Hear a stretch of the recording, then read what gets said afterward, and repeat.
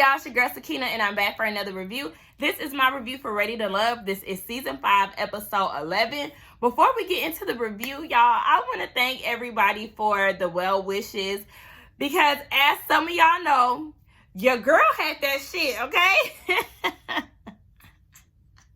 Yes, y'all, I had COVID, and after 2 negative tests, I decided to go to the doctor for my continuous congestion, and my ears were plugged up from doing all of that blowing my nose, and it was causing headaches. So I went to the doctor to see about it.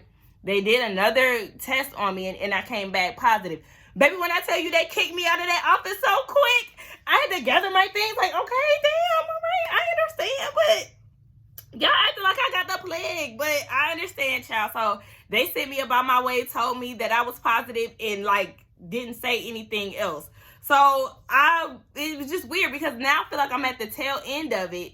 And when I was really going through it and I tested those 2 times, it came back negative. So it's just like, these tests is giving unreliable, but whatever. Your girl is good. I'm fine. Literally the gist of my sickness or my COVID experience was congestion. Yeah, I threw up one day. I had a few headaches, but literally that was it. I didn't have a fever. I didn't have sore throat. I didn't have an annoying cough. Like, I'm really grateful that that was the extent of it, because it could have been a lot worse, and I really could have been going through more hell than I was. So, you know, it is what it is. Your girl is fine. I'm going to take another test probably at the end of this week.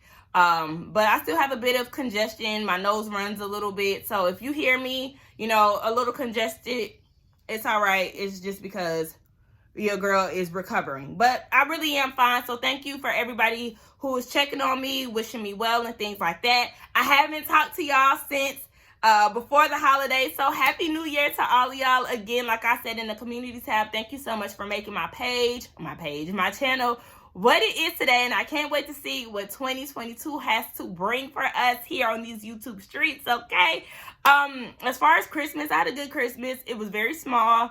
My stepdad's family came in and we played games and things like that. They're from Florida. It was really my first time mingling with them. We really had a good time. New Year's, my mom and my stepdad, they were in Vegas, so I was here by myself, just me and the dogs. I made me some good old food, honey. I made me some vegan meatloaf. I know, you know, as black people, we like to eat soul food or, you know, greens and black eyed peas, but honey, I wanted some meatloaf, so that's what I made. And then I got me a little bathtub going. Got me a little bath going. Got in the tub, brought the new year in like that. Was on FaceTime with some of my family, and that was it. Like, by 2 o'clock, I was in the bed sleep. Oh my gosh. Okay, hold on. Y'all excuse my nose, honey. Look, okay. Anyway, let's go ahead and get into it, right? It's the ladies' week to send a man home. And Tommy is telling the ladies exactly what he told the men. He don't want to see them down at that hotel because that's his spot. You don't even go here, so how you gonna try to tell them where they can and cannot be in D.C.? You from Houston. Don't be trying to regulate. Like, they don't need your consent to be going down to the hotel. Anyway, the men will be introduced to the women's family. So let's go ahead and get into it. We start off at Sydney's house. And I put air quotes because I was kind of like, is this really your house, sis? I don't know. Something about it just gave me, is this really her house? Because y'all know sometimes on these shows, people really be doing it in Airbnbs. And then her mama was like, oh, Sydney, your house is so beautiful. And I'm like, okay, so this is your first time being here, mama? Huh? I mean, it could have been maybe this is her new spot. I don't know. But it was giving empty in the background as well. But nonetheless, girl, you say it's your house. It's your house. Now, the family is getting ready to meet Phil, and Sydney is telling her mama, don't be with all that extra shit today. All right. So he gets there and he's gifting flowers and bourbon to her parents, and they get down to the questioning. So the mama wants to know if Phil has a savings account. What's his long-term goals? And Sydney is trying to interject. No. Ma, you can't ask a man about his finances. Why not? If this is a man that you can see yourself with, why wouldn't you want to know how he is with his money? This is an important question. And this is the time to really ask these questions while y'all are still in the trying to figure it out stages, so you can know whether or not y'all need to move forward. Sydney, what? If you feeling Phil, then you need to get a good feel of him and his finances. Girl, I was just like, this is what mama is here for, to ask the questions. So mama wants her to be with a good man, and Sydney starts to tear up because she has some shitty men in her past, and she just wants to find the right one. I said, well, on this show, good luck, because we know that they have a high tendency not to work out. After these cameras go down, the couples really call it quits. And sometimes they give us a little shake up at the reunion with a random couple that decides to get together that we didn't see it, that we never seen coming. But girl, whatever, Sydney. And she basically said that it was love at first sight when it came down the field. And I just don't understand why she's moving so fast and why she has this high infatuation with him. Is it because he curved you, or not curved you, but he didn't pay you no mind when you first got added to the show down at that pool party? Because remember, she said that when she asked Phil on that workout date, like, you know, he really wasn't stunning her and he never came up to her, and that's what really intrigued her. Like, girl, I don't know, but I just need you to slow it down when it comes down to Phil. Like, it's giving weird talking about, I don't want to say I love him, but I really like him. And if you really like him, just keep that to yourself, girl. You just can't be giving these niggas too much. So the family likes Phil. They feel like he didn't get flustered with the questioning and things like that. I really don't feel like they asked him too many questions, but I guess for the editing or whatever, he answered all the questions. She's still conflicted because she don't really know. She still got Frank in the background. So we'll see who Sydney chooses. Then we get into Aisha. And Aisha is introducing Dante to her mom and her brother. And they get right into it. Honey, 3 kids, 3 baby mamas, baby mama drama. What's going on? He said, no, the relationships are good between all 3 of them. Strictly platonic. He said one has remarried. I said remarried. What that mean? Y'all was married before? Because he said remarried. But whatever. One of them is married. I said, okay, but what about the other 2? There ain't no mixing ends, is it? And then I thought about it. Why didn't we get one of his baby mamas on the show when it was time for the ladies to meet the exes?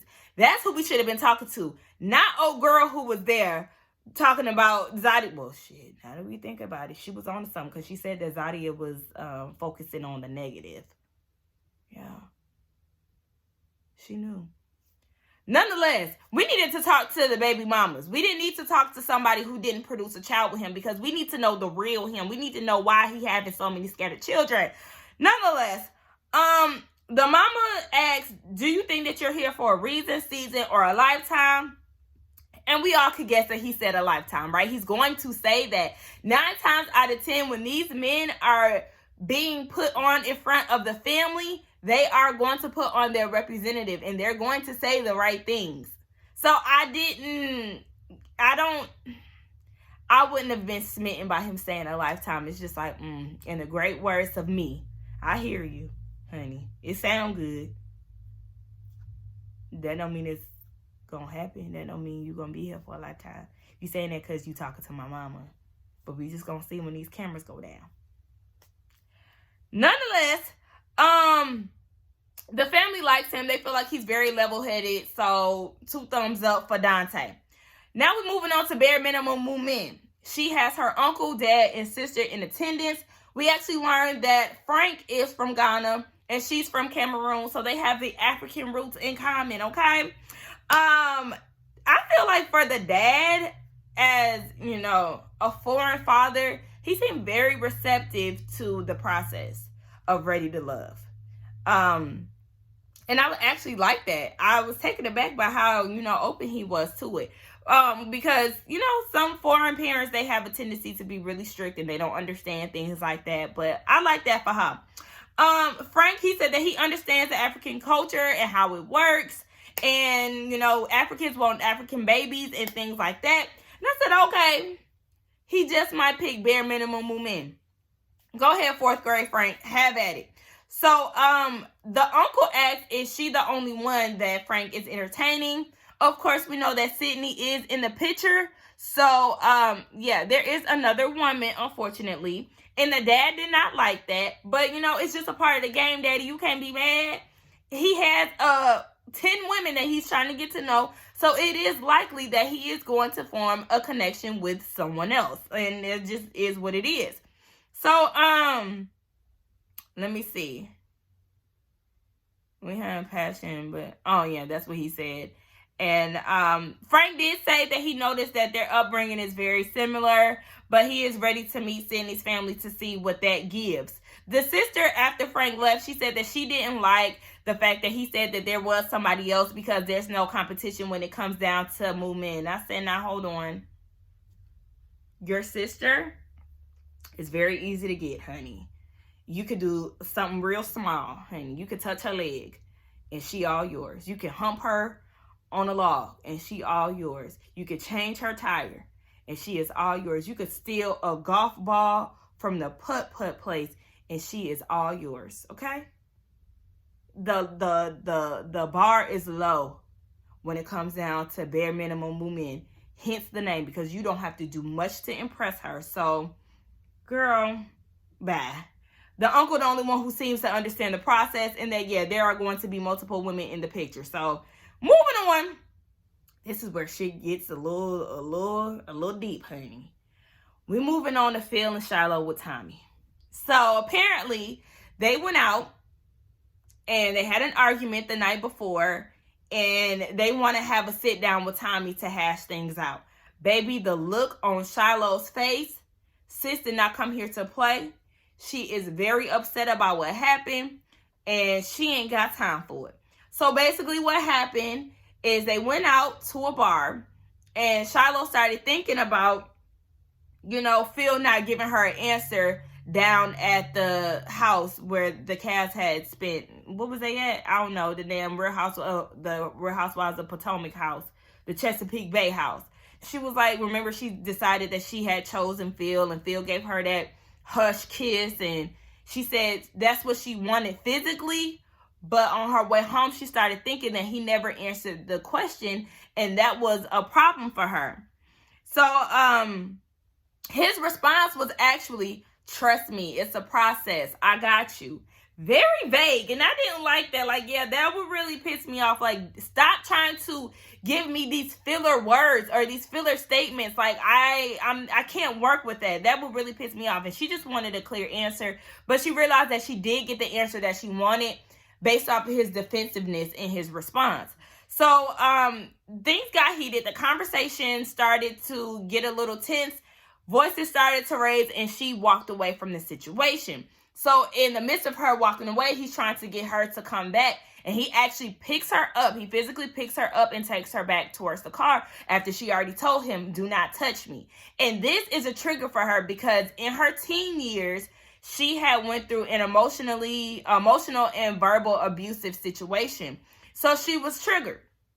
And Phil is like, it's dark. It's 4 or 5 o'clock in the morning. I'm like, damn, yeah, y'all was really at like an after hour spot. Y'all. Okay, it was very late. She walking down the alley, and Phil is trying to prevent her from being in this sketchy area because we know, if you're in the city, depending on where you are, it really isn't safe just to be walking around all willy-nilly. And Tommy basically sees both sides. I mean, he said it's very important for y'all to understand each other's boundaries. So he said it was the wrong place, wrong energy, wrong time, and he just really wants them to work it out. But you can see in Shiloh's face, she is fuming, okay? She, is not smiling or anything. And Tommy even made the observation that when they were sitting there, they weren't even looking at each other. The tension is very tense. Did I say the tension is very tense? Okay, girl. So, yeah, Tommy just wants them to work it out. But I really thought in that moment that Shiloh was done with him. So then we move on to Frank and Sydney. And Frank is being introduced to Sydney's sister. And when Frank comes in, Sydney is like, oh my gosh, we're matching. You had on white. He had on neutral tones. Where was y'all matching at? I needed to know because I did not see it. I was so confused. Like, okay, Sydney, whatever. So the sister asks, is there any other women? Yes, we know that it's men. And Frank is like, technically. I said, technically? It ain't no damn technically. Yes, there is another woman. Like, I don't understand why he used the word technically. But he wants to focus on Sydney. And he doesn't want their time to end. And Sydney is like, okay, well, did you tell her the same thing? Did you? But whatever. Frank said that he likes Sydney, but they might be too much alike, and he doesn't know if he wants another him. I said, okay, well, y'all was vibing off of y'all having the similar lifestyles and things of that sort, but it's just further going into him choosing Moomin. Like, I already know. This is how it's go. I'll save all of that. Hold on, let's just move on. So yeah, the sister feels like Frank and Sydney have more of a friendship relationship and not really an intimate one. And I mean, I could see that or whatever. I really don't even care. One thing about it, I prefer Sydney's hair down. I'm not really into her in updos. It really doesn't complement her face shape. Moving on to Sydney and Walter, she introduces Walter to her cousin who is not able to be in attendance, so they do a Zoom meeting with her. And she wants to know how Walter feels dating Sabrina when she's an older woman. Clearly, Walter likes younger girls or whatever the case. And he said that she gets his pop culture references, so that's fine with me. You ain't young, sir. You're not 20. You're not 30. So I'm not understanding, like, why you acting as if you a damn spring chicken your damn self. Anyway, he also said that his wife would be the same age of Sydney, so he's fine with that. All right, and that was pretty much the gist of their conversation. And the cousin said that she thinks that Walter is genuine. Y'all ain't talk about nothing but age. But I'm sure they talked about more editing. Moving on, honey. The ladies' lounge. We get back there. And everybody was sharing their experience. And then we get down to Shiloh. And she said she chose not to introduce Phil to her family because when they were in that alley and she was walking away saying, "Don't touch me," she needed her space, and him physically picking her up. She said at that point she realized that he did not respect her, and for that reason she did not feel comfortable with bringing her family around him. That's fair enough. Now, she did explain to the ladies what happened, and she made it clear that she did not feel like he was trying to cause harm to her, but she just really felt like he didn't give her that respect of space when she asked him to give her that. And Sydney chimes in and was like, because Tommy asked what she thought, because, you know, she does have a connection with Phil. And Sydney said that he's a protector and she didn't get that experience with him, but he shouldn't have picked her up if she didn't want him to. And she apologized for the experience. But in her confessional, she says, "I know Phil on a different level, and the things you're saying I can't picture. He's the complete opposite of what you're saying." Shiloh spent time with him as well. And I need women to stop doing this. And just people in general. I don't even know why I said women. People in general. Because Naeem did the same thing with Dante and Zadia. Just because you have a different experience with somebody does not mean that they didn't act a certain way with somebody else. Know that. Different people act different with different people. So cut all of that. Oh my gosh, I can't imagine him doing that. That's not him. You don't know that. You just haven't experienced it yet. It happened. He picked up Shiloh. And yeah, she didn't feel comfortable with it. It happened. He admits that. So that whole, you can't imagine it? Yeah, because you blinded by the dick. Shut up. Like, Anyway, Shiloh says she's just, disheartened by this whole thing. And Tommy says, "You know what? We ain't even going to do an elimination. We're going to let you get yourself together, Shiloh. And you want to talk it out with Phil? Have at it." So then they meet up, Phil and Shiloh. And Phil wanted to apologize to her. And Shiloh said that she was very hurt and angry. And, you have no idea what it feels like to be in an open space and not being able to walk away when you want to. And she said that she has the marks to remind her. And I was like, okay, well, I don't remember her saying that it was an abusive relationship, but obviously it is if it was marks. Or I don't know if she's saying like she's emotionally scarred or what. But she said that he doesn't have the marks to remind him. So, she's very triggered and she's just very traumatized by this whole experience. So Phil was explaining to her that he just didn't want anything bad to happen to her. She's in the alley and he didn't want to, he'd rather pick her up than for it to be a whole different outcome, because that's reversible. Picking her up is reversible. Something bad happening to her it's not.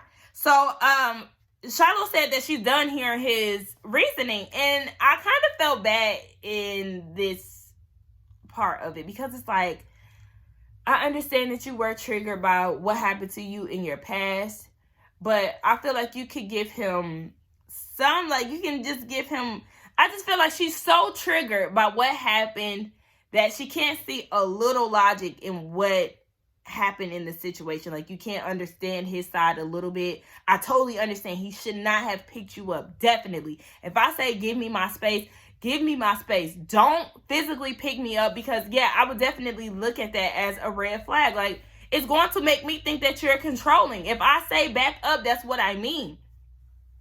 But I do feel like, you know, he probably was trying to just prevent you from getting hurt. I understand where he coming from a little bit. Like, he damn sure should have picked you up. But when he started to explain it a little bit, it's like, okay, just understand his side a little bit. So he asked, do you think that I was trying to hurt you? And she said, emotionally, yes. And that's why I said she should have just been a little more receptive to his response. And, you know, only because she did say that he wasn't trying to cause her physical harm. Like, you admitted that. So I feel like you should have just been a little receptive to what he was saying.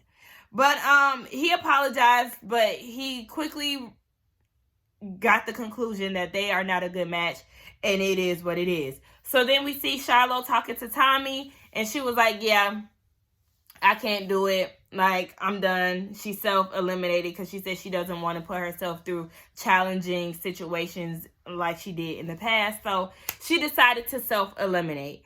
And I said, ooh, baby, the people are dropping like flies on Ready to Love. Like, it's crazy. This is the season that had the most dropouts, and it's crazy. I don't know, y'all. I don't even know who's going to go home next week, because with Shiloh eliminating, I just feel like they're not going to do another elimination. Like, that just was what it was. Everybody that is here is coupled up. You got Frank and Moomin.